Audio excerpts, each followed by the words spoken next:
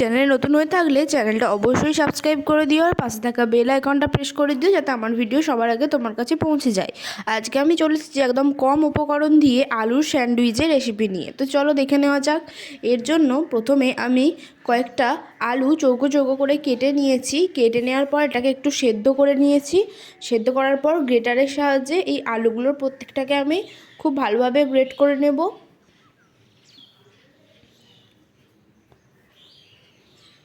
Great করার পর আমি দিয়ে দিলাম এতে পেঁয়াজ কুচি আর দিয়ে দিলাম লঙ্কা কুচোনো, কাঁচা লঙ্কা কুচি।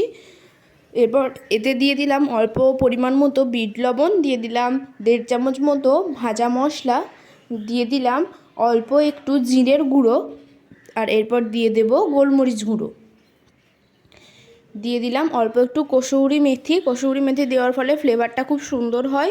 আর দিয়ে দিলাম অল্প একটু হলুদ গুঁড়ো। এরপর সমস্ত উপকরণগুলোকে খুব ভালোভাবে মেখে নেব। খুব ভালোভাবে মেখে নিতে হবে সমস্ত উপকরণগুলোকে। এই মাখাটা যত সুন্দর হবে স্যান্ডউইচটা খেতেও তত বেশি সুস্বাদু হবে।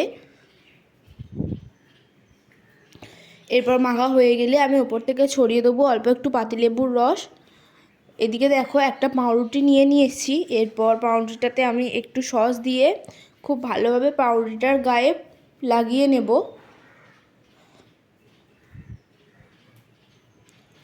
এরপর ওই আলুর পুরটা আমি দিয়ে দেব। আলুর পুরটাও খুব ভালোভাবে পাউরুটির গায়ে লাগিয়ে নেব। প্রত্যেকটা জায়গায় সমানভাবে দিতে হবে আর খুব বেশি মোটা করে দেওয়া চলবে না।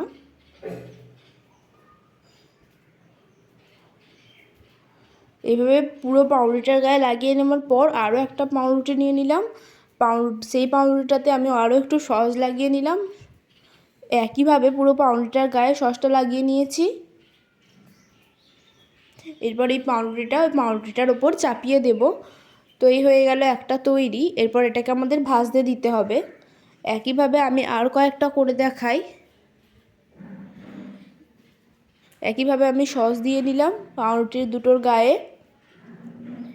খুব কম উপকরণ দিয়ে স্যান্ডউইচের রেসিপি অবশ্যই বাড়িতে একবার ট্রাই করে দেখো, খুবই ভালো লাগবে একদম অল্প উপকরণ দিয়ে। একই রকমভাবে আমি আলুর পুরটাও দিয়ে দিচ্ছি।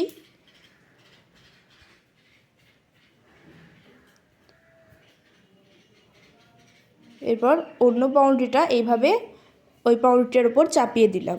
এরপর দিয়ে দিয়েছি তাওয়া গ্যাসে তাওয়া দেওয়ার পর আমি দিয়ে দিচ্ছি বেশ কিছুটা পরিমাণে ঘি। এখানে চাইলে তোমরা বাটারও ইউজ করতে পারো, কোনো অসুবিধা নেই। ঘি বা বাটার দিয়ে ভাজার ফলে খেতে অনেক বেশি সুস্বাদু হয়। এরপর পাউরুটিটা দিয়ে দিয়েছি ভাজতে। একটা তাওয়াতে আমি একসাথে দুটো পাউরুটি এইভাবে দিয়ে দিচ্ছি। এটাকে ভাজতে হবে যতক্ষণ না লাল লাল হয়ে যাচ্ছে। একটা পিঠ হয়ে গেলে অপর পিঠটা উল্টে দেবো এবং একইভাবে ভেজে নেব। এটা ভাজতে একটু সময় লাগবে। কাঁচা থাকলে জিনিসটা খেতে ভালো লাগবে না, তাই দেখতে হবে যেন পুরোটা খুব ভালোভাবে ভাজা হয়। তো এই যে রেডি, একদম লাল লাল মুচমুচে হয়েছে। এইভাবে আমি এবার স্যান্ডউইচের শেপ দিয়ে নিচ্ছি। তোমরা চাইলে চৌকোও রাখতে পারো, কোনো অসুবিধা নেই। খুব কম সময়ে এবং খুব কম উপকরণ দিয়ে তৈরি হয়ে গেল আলুর স্যান্ডউইচ। কেমন লাগলো ভিডিওটা অবশ্যই জানিও। ভালো লাগলে অবশ্যই একটা লাইক করে দিও।